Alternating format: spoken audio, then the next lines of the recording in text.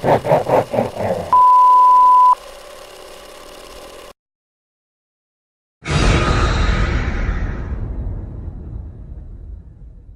up everyone, Bran here from Bloody Breakdown. I think I'm making my third video in a 24-hour period.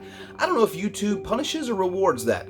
I guess we'll find out. I hope you guys are enjoying the content though. Anyway, we're not going to linger on the Black Christmas stuff from earlier. We have some better news. In addition to all of the names and characters from the original Halloween that are being introduced into Halloween Kills, another one has been introduced. So let's catch everyone up to speed. Characters from the original 78 that are going to be in Halloween Kills. Of course, Laurie Strode, Tommy Doyle, Lindsay Wallace, maybe Sheriff Brackett. I'm trying to think if there's anybody else. There's a lot. And of course, you've got Laurie's daughter and granddaughter returning from the last one.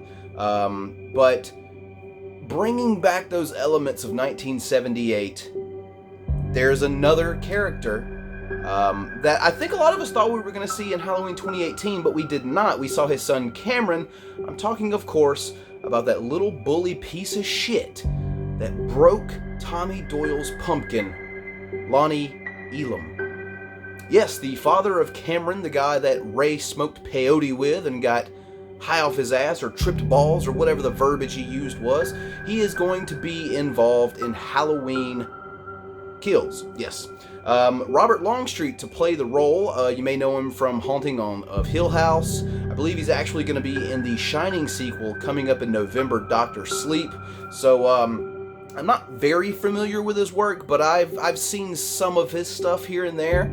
Enough to say that I think the guy's a competent actor, and I'm fine with the pick. I mean, you got to think, the character didn't really have a whole lot to do in the original film. He's literally just some bully who picks on Tommy Doyle, makes him break his pumpkin, scares the shit out of him about the boogeyman, but kind of inadvertently prepares him for what is to come. You gotta say that. And later on, Dr. Loomis tells him to get his ass away from there when he's at the old Myers house. So that's kind of the extent of Lonnie Elam in Halloween 1978. So he's been, like I said, mentioned in the last film. Ray kind of mentioned doing peyote with him. He's Cameron's dad.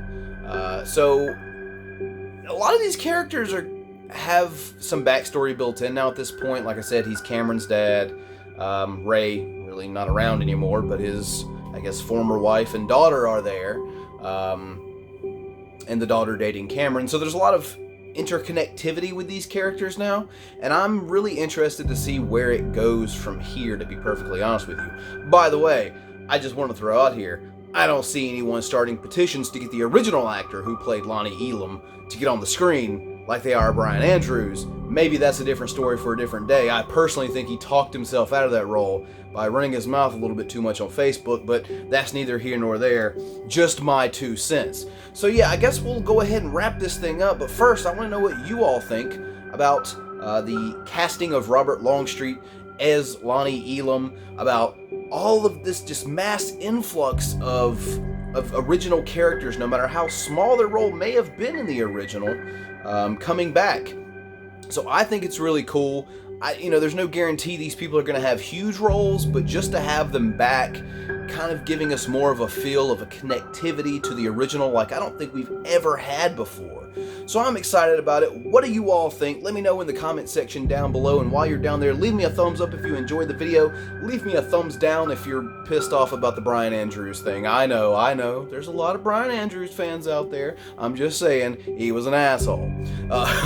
Also guys, if you will, if you're new, subscribe, because I'm obviously putting out content like gangbusters here. 3 videos in a 24-hour period.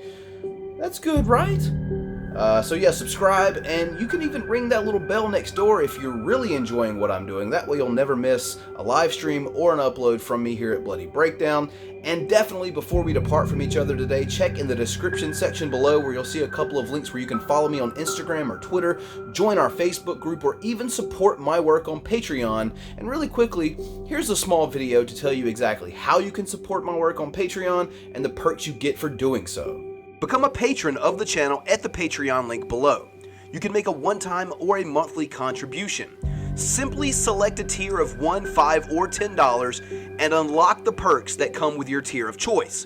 Perks range from early access of videos to your name in the credits listed as a producer. And now that I've shilled once again for I think the third time in a 24-hour period, I'm Brent from Bloody Breakdown, and we'll catch you next time.